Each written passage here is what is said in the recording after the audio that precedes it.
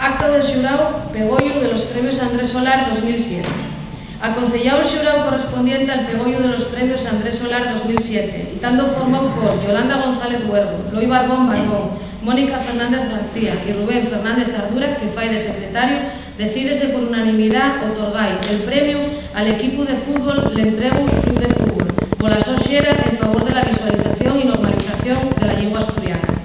El xurao quiere reconocer con la concesión del Pegollo de Anguaño al L'Entregu Club de Fútbol la su aportación a la visualización y normalización de la lengua asturiana en el ámbito del deporte. El xurao valora muy positivamente la voluntad y convencimiento de esta entidad deportiva en el uso del topónimo tradicional del su nombre, haciendo uso efectivo y normal de una parte importante de la cultura y de la lengua asturiana, como es la toponimia asturiana. Para el xurao es también de valorar que este uso del nombre tradicional y popular del L'Entregu se faiga en el mundo del fútbol asturiano, deporte muy popular y donde el asturiano está presente de manera constante, pero por desgracia y una vez más de forma oficiosa. Asina, que el L'Entregu use el nombre del asturiano y tradicional para autodenominarse, no hay otro que convertir en oficial y en normal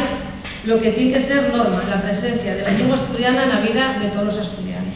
Y ahora sí, y en este caso de forma positiva, Lali, por favor, va a entregar el premio al cliente solero del L'Entregu Club de Fútbol a José Luis Ortega.